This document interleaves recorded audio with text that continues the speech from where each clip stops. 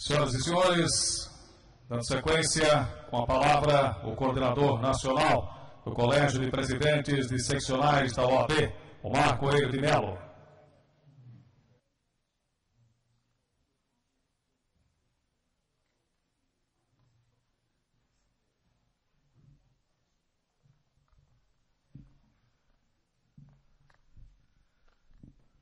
Bom dia a todas e a todos.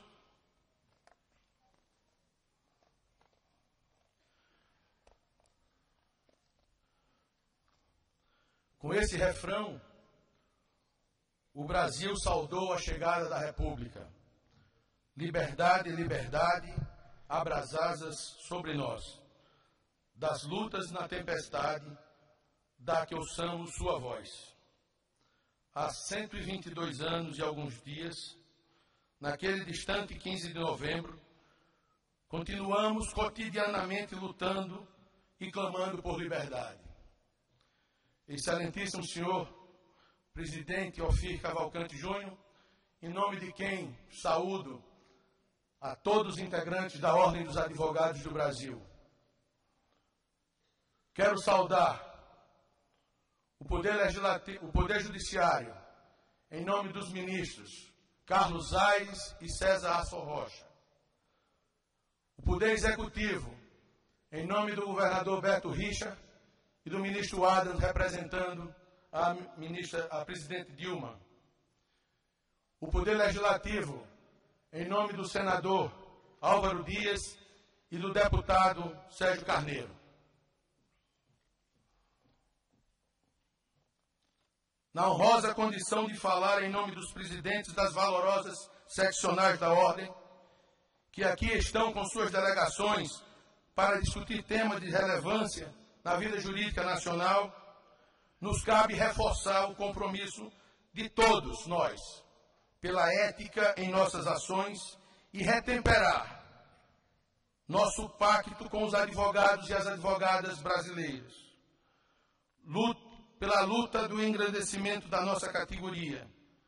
Apesar do empenho, da força e da respeitabilidade da nossa instituição, ainda não temos reconhecido a sua grandeza e a sua eloquência e sua decisiva importância na realização do direito, uma vez que hoje, em menosprezo aos princípios constitucionais da Magna Carta, não recebe o tratamento que lhe é devido em face da magnitude de nossa missão por parte de parcela, infelizmente minoritária, da magistratura, a qual, naturalmente, por injustificável arrogância e devido despreparo cultural, funcional e moral, teima em sentir-se superiores à advocacia.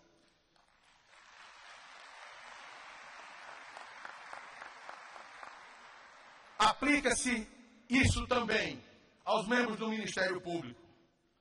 Some-se a isso o nosso compromisso com o Estado democrático de direito e a busca da obtenção da cidadania plena, os quais nos vinculam de forma cada vez mais pungente, vibrante, tornando-se mesmo uma razão política da nossa luta institucional. É aqui, senhoras e senhores conferencistas, neste majestoso estado do Paraná,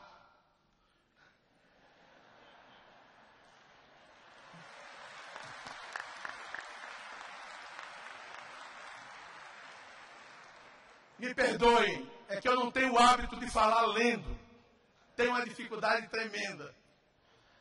Eu sou daqueles que gostam de improvisar. Nesse majestoso estado do Paraná,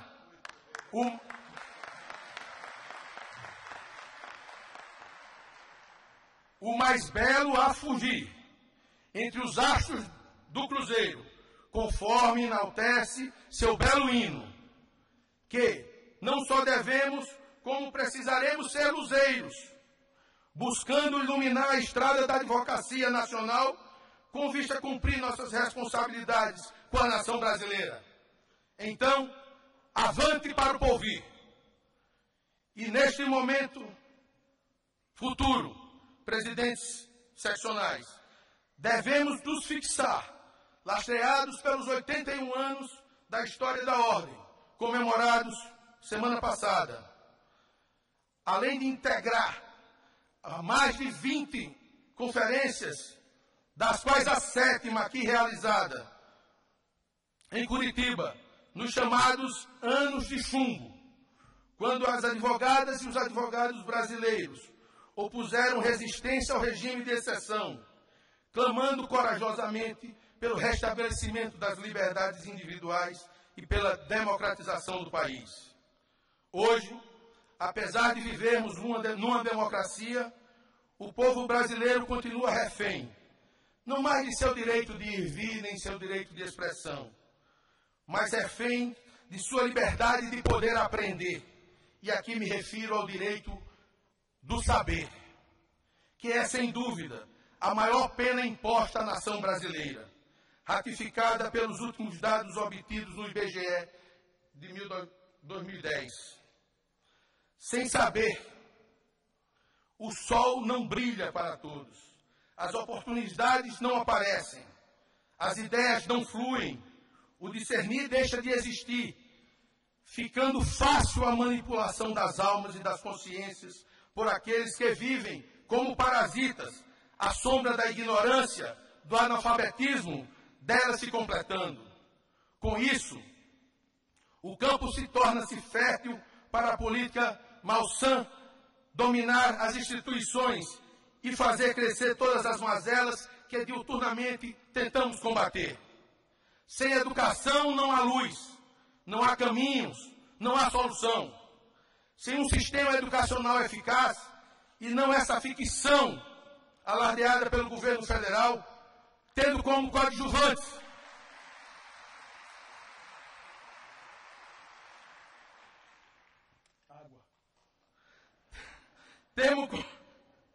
tendo como coadjuvantes efetivos os governos federais e municipais, os resultados de nossos esforços, por mais redobrados que sejam, serão sempre pífios. Nos tempos das sombras, das ruas desse país, ao risco da repressão, bradava-se: povo unido jamais será vencido. Como se fosse uma verdade absoluta. Reafirmo: povo deseducado é povo desinformado, por isso, fácil de ser manipulado. E essa é a razão, e essa é a realidade brasileira vista nua e crua. E é por isso que justifica e conduz à baixíssima qualidade da maioria dos nossos políticos, à risível deficiência dos nossos governantes, e pior de tudo isso, é a condescendência da sociedade brasileira com a vergonhosa corrupção que se enraiza em vários setores da vida nacional.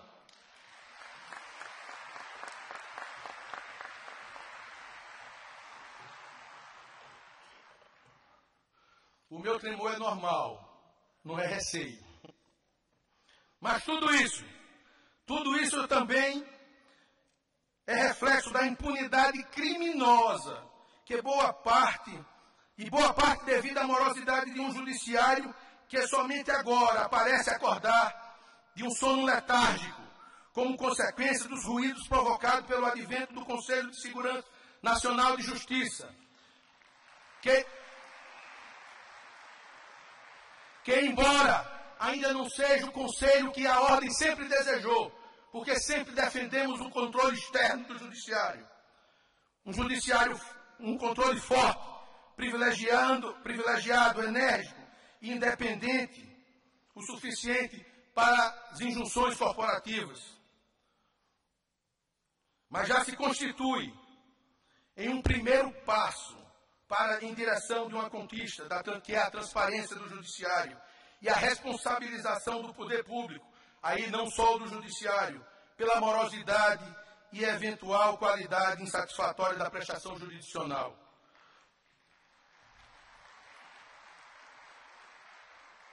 Todos sabemos que há a tentativa de castração do CNJ, buscando reduzir a sua competência fiscalizadora e punitiva, num silencioso esforço de manter o odioso corporativismo que é graça, sem cerimônia, nas hostes daquele poder.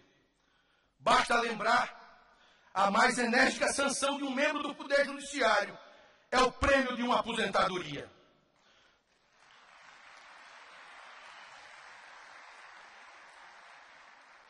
Por essas razões, a advocacia não pode calar, nem mesmo se descuidar da defesa deste Conselho. Mas não é só. É preciso intransigentemente não apenas defendê-lo contra aqueles que buscam a impunidade para a toga, mas também lutar por sua reestruturação e libertá-lo, de uma vez por todas, da possibilidade das influências corporativas. Se vamos continuar caminhando em busca do saber e da educação para o povo brasileiro, é essencial a lei do ficha limpa seja confirmada em sua plenitude pelo Supremo Tribunal Federal.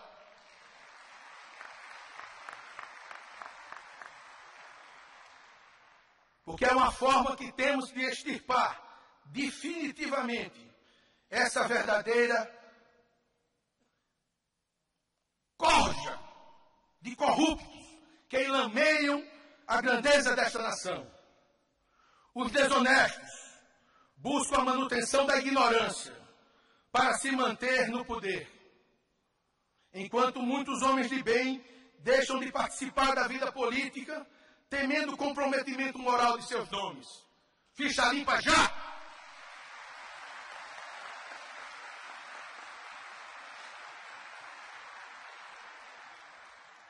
Nossa OAB alcançou agora uma grande vitória, magnífica.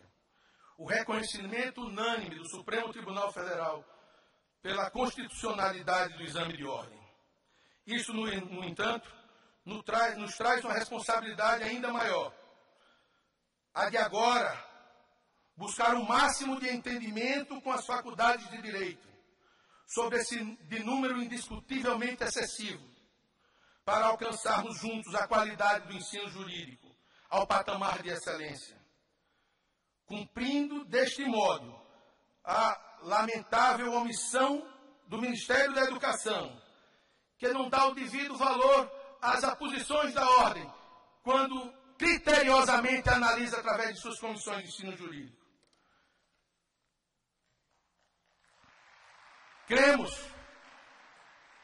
Cremos que assim, diante da surdez proposital do MEC, abriremos uma nova frente de negociação, ampliando o mercado de trabalho para a advocacia e os bacharéis qualificados, pondo fim ao despreparo e à ineficiência. E quando se trata de mercado de trabalho, uma realidade preocupa seccionais e as subseções de todo o Brasil. Diz-se respeito ao despreparo de alguns servidores públicos que pecam por não exercer com dignidade a nobre função que lhes são escolhidas. Quem resolve ser servidor público tem que ter a plena consciência de que presta um serviço relevantíssimo, seja do contínuo ao magistrado. Como diz o alagoano Graciliano Ramos, funcionário público ganha o suficientemente para viver endividado. Por isso, todos aqueles que se dispõem a fazer parte do serviço público devem saber que jamais ficarão ricos ou milionários,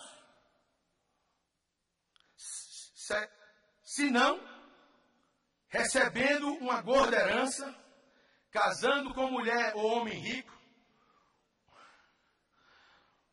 ou o que não é aconselhável, cedendo aos encantos da corrupção e dos desonestos. Poderão até viver bem, com seus limitados salários, acima da média da nação brasileira, mas jamais viverão nababescamente.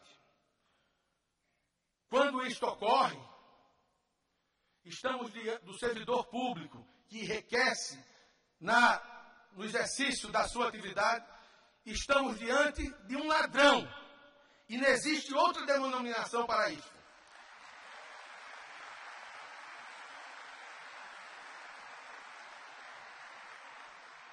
Essa realidade, no entanto, tem incomodado muita gente no judiciário. E nesse incômodo, se deixam dominar pela inveja em relação aos honorários que nós, advogados, somos merecedores.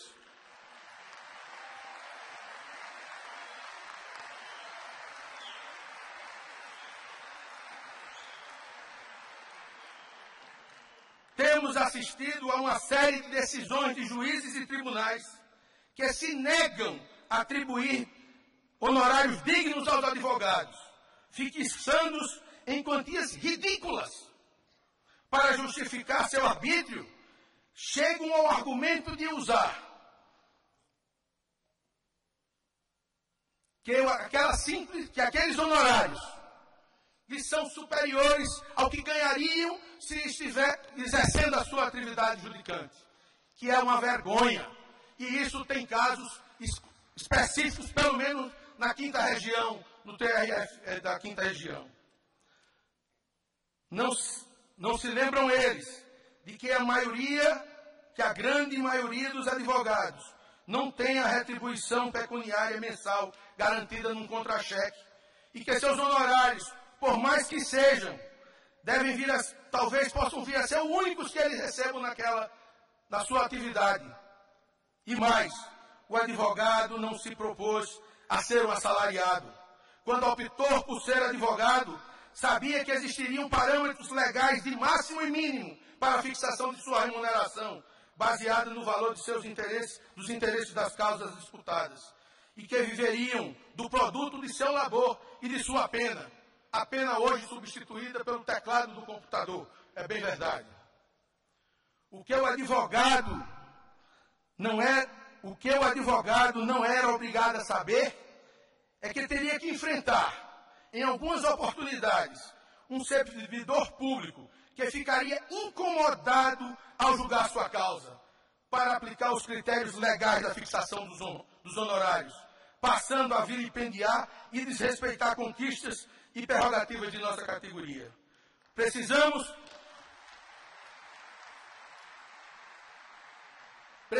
deixar claro que ao agir contra nossas prerrogativas, esse tipo de magistrado está, na verdade, voltando-se contra a própria justiça, já que nós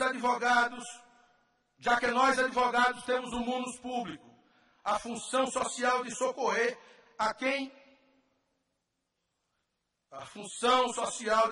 alguém perante o judiciário. E, sem nós, por mais que tentem desprezar a nossa missão, não haveria justiça. Por isto, esta conferência deverá ser o cenário da deflagração da maior de todas as campanhas de resgate dos honorários e defesa das prerrogativas da advocacia jamais vista. Devemos, neste momento, reforçar as trincheiras para a defesa intransigente da advocacia plena nesse país. Por último, não podemos deixar de fazer referência à luta árdua, tenaz, diuturna e vitoriosa que vimos encetando no combate ostensivo à corrupção, contribuindo para que ações efetivas do Ministério Público, do Judiciário, do Legislativo, do Executivo e de todos aqueles que buscam um Estado brasileiro limpo, transparente, justo e voltado para a realidade e felicidade da nação. E não apenas para fazermos discurso com os outros. Recentemente, demos exemplos da coerência das nossas atitudes quando cortamos na própria carne. Confirmamos nossa indignação à má gestão da coisa pública dentro da nossa casa, mesmo sabendo de que não ficaríamos imunes aos esperneios irresponsáveis e difamantes dos atingidos. Fomos avisados, até por que não dizer chantageados, mas a condução adotada pela diretoria, acompanhada pela magnífica posição do Conselho Seccional, fez com que tivéssemos e mantivéssemos inatingíveis no direito da luta pelo respeito à advocacia, à coisa pública e à sociedade brasileira. Por isto, e encerro, senhor presidente Ofir, receba a nossa solidariedade e o apoio integral para que continuemos nessa caminhada de bem servir à advocacia e ao Brasil. Pela paciência de todos, muito obrigado.